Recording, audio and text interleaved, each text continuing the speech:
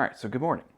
I'm Brady from Meerkat ADV, and what I wanted to do in this video is basically show you the clothing that I've been using for the last couple of years and I'm going to continue using for my upcoming trip. I do want to preface this by saying Adventure Spec did give me this gear. I did not purchase it from them. I have purchased some things from them, but they did provide this. With the exception of, they did not tell me that I needed to say anything about their gear. I'm not sponsored by them. There's no agreement between us that I need to say nice things about their gear. Literally, they gave me the gear and were like, beat the out of it and let us know what you think. I'm free to say anything that I want about this gear. These are my actual opinions about what I think about the gear that I've got. So I'm going to start at base layers and basically work all the way out for all of the stuff that I will be wearing while I'm doing this ride. Okay? Base layers are both Adventure Spec. They refer to these as their core layers, but it's essentially just a base layer. Synthetic fabrics, it's a t-shirt, it is compression, which I do like, and it's very wicking. The only complaint I have about this gear is that it's relatively heavy compared to some of the other base layer type materials that I've used, but it wicks really well, and so I run pretty hot as a person, so I'm comfortable at 60 to 65 in a mesh jacket and ventilated pants. A lot of people aren't. So I get hot in this stuff, but it wicks so well and dries so quickly that I don't really notice it that much. I sweat in it for sure, but by the end of the day, as soon as I'm off the bike and kind of cooled off and whatever, I'm dry again. So not a big deal. It does have, I believe it's silver ion stuff, basically as a scent control measure. So I've worn these as long as I want to say 4 or 5 days straight, and it doesn't stink. I stink, but the clothing still smells good. And I've had this stuff since essentially 2019, late 2019, and it's the same stuff. I haven't had to replace any of this. Underwear, shorts, briefs, whatever you want to call them. I do like that they're boxer briefs. They're the most comfortable and supportive for me. One weird thing about it, I guess I will say, it's not really a positive or a negative, it's just kind of strange. The seam for the pants is on the right side of the shorts as you're wearing them versus being front or back or anything like that. It doesn't bother me, haven't really noticed it when I'm actually riding. It's just, it was a little unusual to me when I first got them. I was like, I wonder why they did that. Sometimes the little things will fray a little bit, but I just take a lighter and burn them down and they work fine. Same deal, worn them for 4 and 5 days at a time. They don't stink, they keep you dry. Wicking fabrics, just like any other base layer. I do also have a long sleeve and long pants, which I will use on days when it is colder. When I did Argentine Pass, I actually wore the long sleeve top when I was doing the Colorado BDR, doing basically Telluride to Lake City. I was wearing the long sleeves because it was 50 degrees. That was great. It kept me warm enough to not be uncomfortable. Still worked as a wicking layer, worked perfectly. I had no problems at all. One of the other layers that I do bring with me is I'm bringing my Motoskivvies riding tights, is what I call them basically, but they're basically 3/4 length riding pants. They have basically what is a bicycling pad. It's just a pad that protects your sit bones so that you're a lot more comfortable for longer periods of time. I've actually talked to the Motoskivvies people, and it's literally the same material that Pearl Izumi and some other organizations use on their bicycling shorts. Same idea, works great. I used it on any of my travel days on the CDT where I knew I was doing 200-300 miles in a day, and it just extends the length of time that you're comfortable in your saddle without getting sore. From there, I go to mid layers. I am going to be bringing 2 mid layers. One is the Adventure Spec Baltic Hybrid jacket. They have 2 of these. They have the Baltic Insulated jacket and the Baltic Hybrid. This is the lighter of the 2. The Baltic Insulated is a full puffy jacket. This one is basically made to go over your armor if you're wearing a compression suit, but under your outside jacket, like your shell jacket. And I love this thing. I wear this all the time even when I'm not on the bike. But basically it focuses the insulation to your core. So you have insulated panels, front, your entire back, and then on the sleeves, it's an insulated fleece, but it's very thin and super stretchy. So I don't have any issues with fitting this over my armor. It just stretches. And so it's great. Probably the most comfortable insulated jacket I have. It's not as warm as their other offering, which I may actually end up getting in the future. It works really well for, hey, I'm not super warm right now, but I'm not freezing. I'm gonna throw this on and keep riding, basically. And then I am also bringing, for now at least, Moscow Moto Ectotherm insulated jacket. And so this is really unique because this is a combination jacket. It's a puffy, just like it looks, and it's actually a really warm puffy, but it's also a heated jacket. So if I open this up here, I pop this, and I pull the wire out. Bottom of my left hip, I have the controller, which is just a press button, and my cord to plug into the heated output on my bike. And basically what I'm able to do then is it's a 12-volt heated jacket, just like Gerbing or Hot Wired Gear, any of those ones. I've been using this a lot of mornings on my way into work. I've worn this down to 25 degrees, and I've never had to use it on the highest setting. It has 3 settings, green, orange, and red. And I've only ever used it in orange, and I was still sweating. It's that warm. I love this thing. It does fit very small. This is a large. I'm 5'9", about 190 pounds. This fits like a medium. If you're going to get one of these, go at least one size up.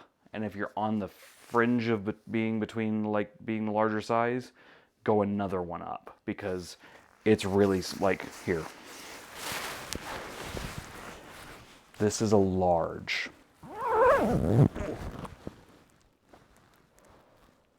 And this would not fit over my armor. I do like it. It'll be good for really cold days. And if I'm not using it, I'll just mail it home. So no big deal. Let's talk about sizing real quick before I keep moving on. I wear a large in basically everything that Adventure Spec puts out. I'm a 34 waist, 34, 32. I'm 5'9", 190 pounds. I wear a large top and 34 bottoms, basically. Shorts are all sized the same way, so large is what I end up using on. I think it's medium large actually for the core stuff. It's basically, I'll post it down here, but basically I'm right at like the medium large in all their core stuff, and then my Baltic Hybrid is a large, and all my other stuff is a large basically as well. So got all the base layers and my mid layers. So that's all the stuff that I'm gonna wear under my other stuff, depending on weather conditions and temperature and all that. Armor. Let's talk about armor. I'm using this for the trip. So previously I'd been using the Liat AirFit 3DF, which is basically a compression shirt with armor that you could take in and out. Really liked it, really comfortable. I could pull all the armor out and clean it, which was great. The biggest complaint that I had is, so I swapped all of the armor from that for the force field armor, which was level 2. The problem is that stuff doesn't breathe. And so I was getting really warm in that stuff. It's also very inflexible. So there was times, especially if it was cold in the morning, it was just difficult to move around until it kind of got heated up and got more pliable. Decided to switch to the Alpenstars. I want to make sure I get the name on this right, so I'm just going to read it. But this is the Bionic Tech 2 protection jacket. It's basically just part of their Bionic line. And this is a combination hard armor, soft armor undershirt. So this is going to go over my base layer, but underneath everything else. But essentially what you have is a hard chest and back protector. The other nice thing is you can literally see through this thing, so you get tons of airflow. So it fixes my gripes about my Liat one. Back protector, same deal. Hard back protector. It has a removable section for a neck brace. I'm actually not going to be wearing my neck brace on this trip. I wore it for the BDRs and for the CDT, but it's not something I want to live in, so it's not coming with me. I may change my mind on that later on, but for now I don't think I'm going to end up using that neck brace at all. Basically the way this thing works is you put it on like a shirt. It is a center zip, and then basically you flop your chest protector back into place and clip in, and you're good to go.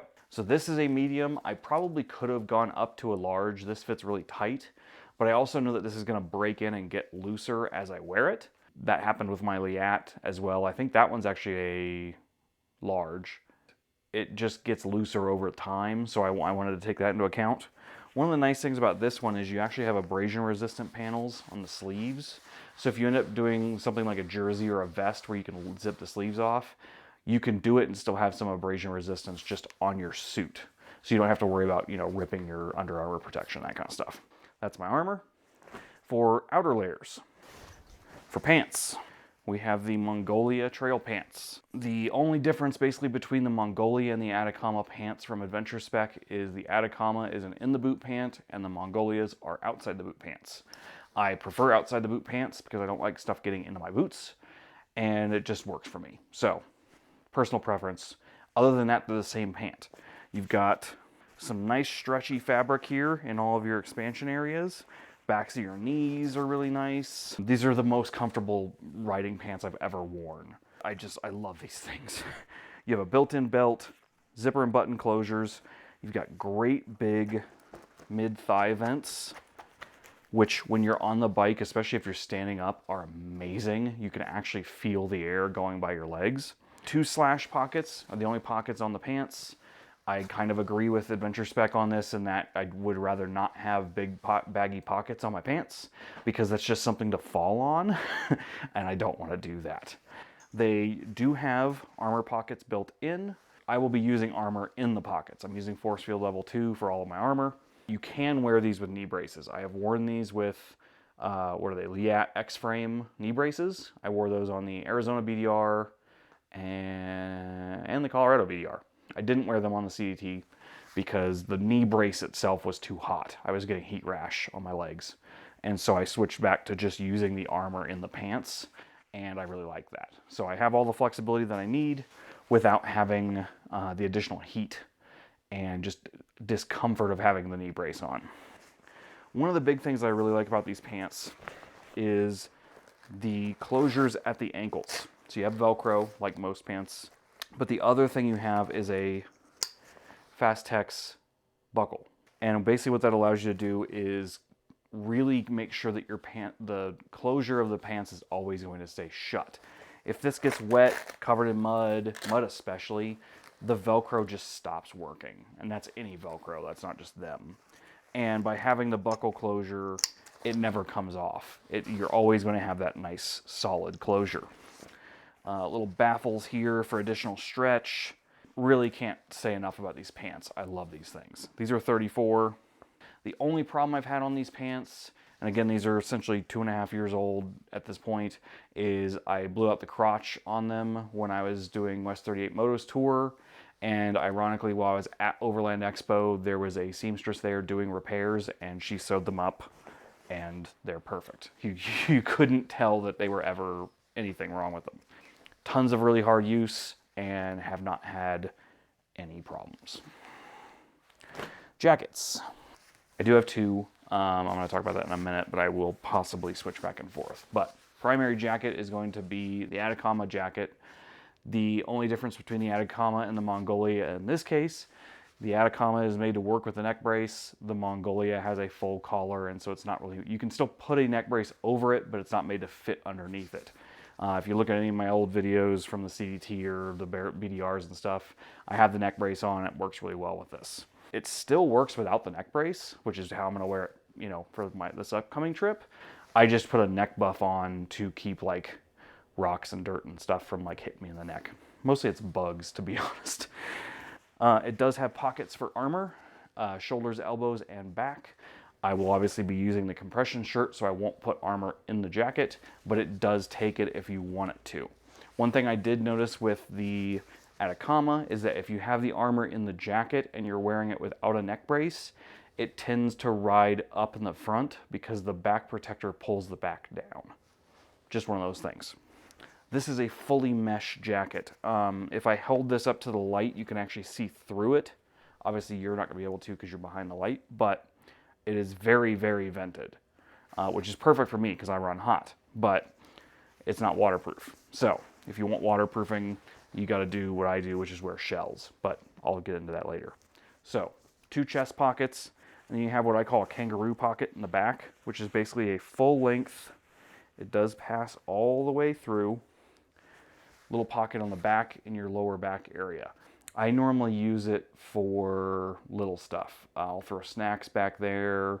I've thrown gloves when I'm not wearing them, things like that. I mean, you can do stuff like a rain jacket or things like that. It's just I'm normally wearing a backpack, and so it's not real comfortable to do that.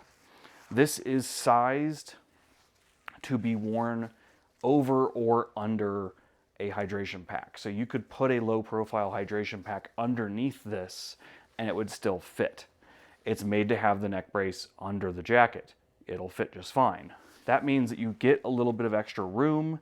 It does also have some stretch, but it's literally one of the most comfortable jackets I've ever worn, and it vents beautifully.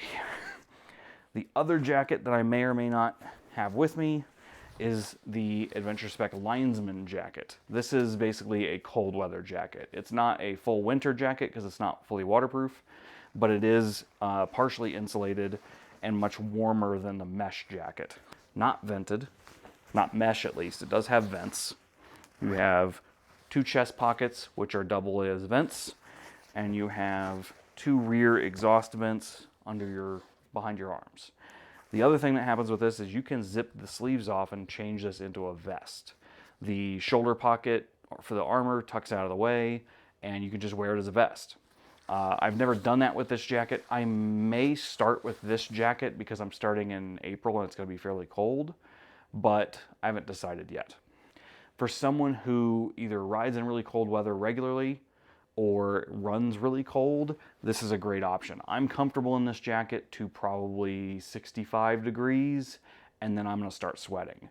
But if you run really cold, you could absolutely wear this a lot of the time and be just fine. It is, like I said, it's not waterproof, it is water resistant. It is basically a soft shell material on the sleeves and the body, so that if you're in just like light rain and stuff like that, it's not gonna come through the jacket, but if you're in a full-on downpour, you're getting wet. And you can't tell, but this kind of green fabric here is actually an abrasion resistant material. So you have the fabric and then you have these threads, which are almost gold, woven through it, which are almost like a Kevlar thread. So that's your abrasion resistance. I really love this jacket. I've been wearing it all winter as my shell. I wear it with the armor in it, so I have my force field armor in there. But just like with the other one, you can take the armor out and wear a compression shirt underneath it, which I've done for shorter rides and stuff like that. All right, shells. So rain gear. There's a couple of different theories on rain gear. A lot of manufacturers do different things. Some organizations like Klim. Klim's kind of the big one, but they do full 3-layer laminate Gore-Tex where your jacket is also your shell. So you seal up the vents. It's a fully waterproof jacket. Moscow Moto does the same thing for a lot of their stuff. And it's just a different theory of waterproofing. Here in Colorado, for most of the rides and stuff that I do, I don't need to be waterproof all the time. I only need to be waterproof when it's raining. And because I run hot, I don't want to wear Gore-Tex 90% of the time because I'm going to sweat and die. So what I choose to do is shells. So I have a fully mesh jacket that I wear 90% of the time, and when it rains, I throw rain gear on. One of the other theories, which like Revit, Alpenstars, a few other ones do, is you have rain liners. So you have the outer shell of the jacket is not waterproof. You just throw a waterproof liner on the inside. I used the Revit Sand 3 before. I've used a couple other ones that had shells like that. My biggest problem that I had with those is that you're still going to get wet. The outer shell is going to get soaked. It becomes heavy, and honestly, the water just still works its way in somewhere, like either around your neck or down at your waist. Like you always kind of still end up getting wet. And with like Klim, 3-layer laminate Gore-Tex, or with shells, you don't really get that. So what I'm doing for rain gear is Adventure Spec Aqua Pack jacket. They have a couple other waterproof jackets. They have an Atacama shell jacket. I don't have that one, but this is literally just a rain jacket. There's no armor or anything that goes into it. It's not designed really to be abrasion resistant if you have a wreck, but it's just a waterproof jacket. And you can't tell, but it's a heavy waterproof fabric.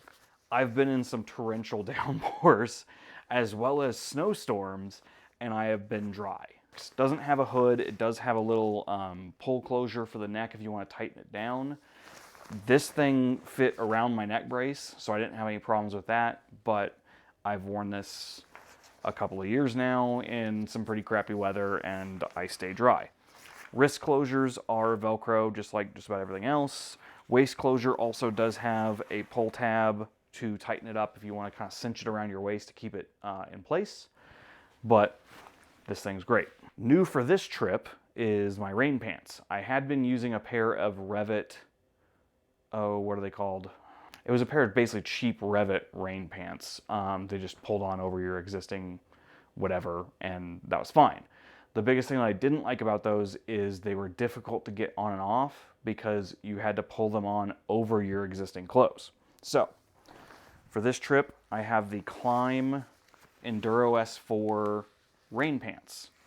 The biggest reason that I love these is you have a full-length side zip on both legs. You can literally unzip it the entire way and step into it.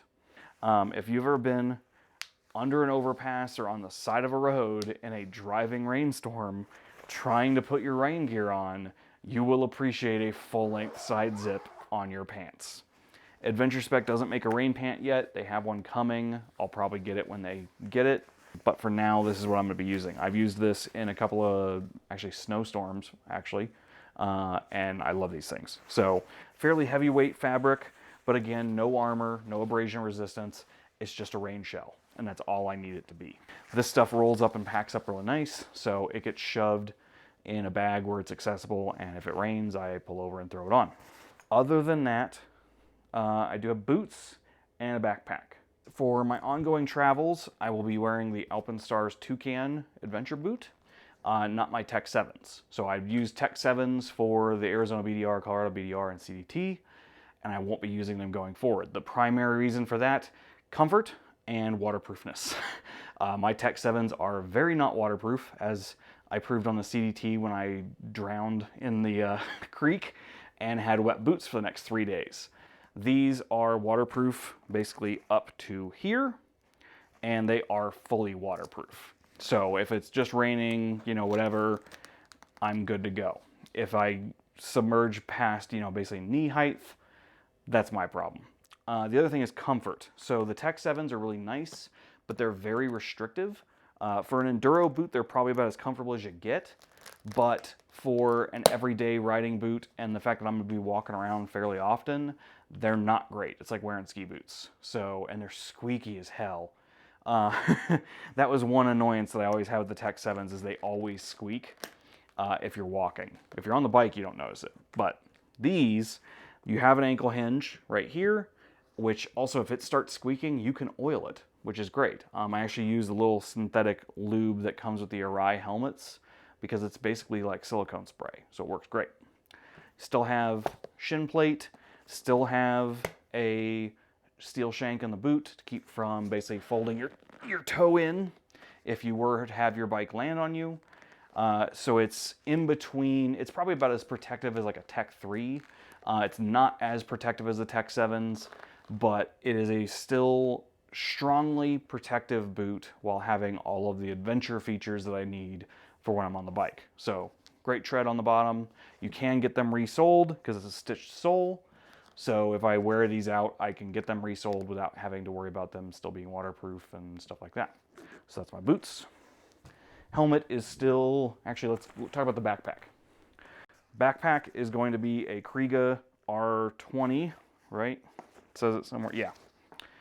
I had the Trail 18 that I used on most of my other trips, which I enjoyed, or what was the other one I had? It was the Kriega R3 or something, R5 maybe, which was basically just a hydration pack.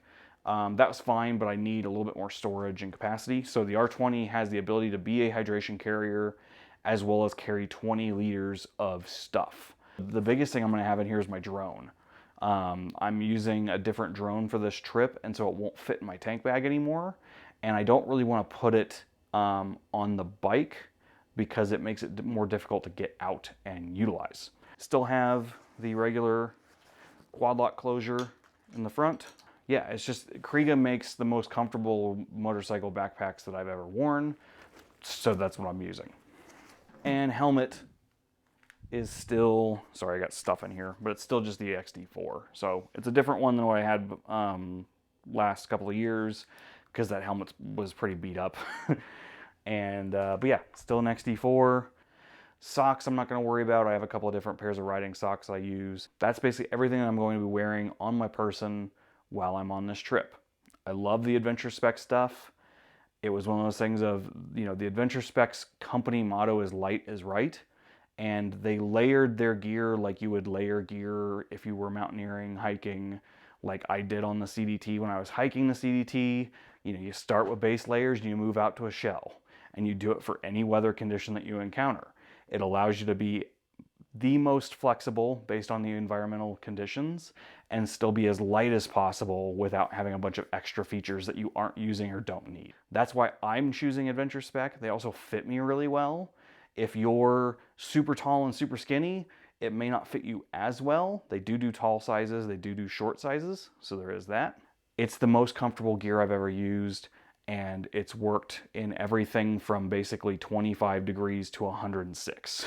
Granted, you're not super comfortable at those far ends, but you're about as comfortable as you can get given the circumstances. I am a strong proponent for Adventure Spec gear. If you don't want to use their gear and want to go somewhere else, by all means, it works really well for me, and I will sing their praises all day. And they aren't paying me to say that. I just really like their gear. For, you know, the other stuff that they don't make, I use other gear. You know, I'm using Klim for my rain pants. I'm using Alpenstars for my boots, you know, all that stuff. Gloves is going to be kind of a mix. I have a pair of Revit gloves that fit me really well, and I have a couple of pairs of Klim gloves that fit me really well. For most motorcycle gear, it really comes down to find what fits you the best so that you're the most comfortable, and then find the one that you either like the look of or like the features of. I fit in Revit jackets, I don't fit in Revit pants, so I'm not going to wear that. I fit in pretty much everything Alpenstars makes, they're just not comfortable for me. I don't fit in a whole lot of Klim clothing, it's just too boxy and big for me. I don't fit in anything Dainese. Dainese is a super European fit, and I don't fit in nothing that they make. From working at Revzilla these last few months, the biggest thing that I've learned about motorcycle riding gear, being comfortable and having the features that you want to get out of your clothes, find a brand that fits you really well, find their models that you like or that match your style of riding, and then find the one that you like the look of. I don't care how any of this stuff looks, because I can't see myself when I'm riding. The only thing I can do is be comfortable with what I'm wearing so that I'm able to ride further, enjoy my trip, not be fighting my gear all day. For me, Adventure Spec works really, really well, and I think in general their stuff is adaptive enough to work for most people. That's my soapbox. If you've liked this video, hit subscribe. Throw me a like if you want. Consider supporting me on Patreon. I am going to be doing some videos later on about my bike. So I'm going to do luggage, the modifications and accessories that I put on the bike for my trip, and I may even talk about tires, but that, oh God. And we'll continue getting ready for this trip. So I'll see you out there.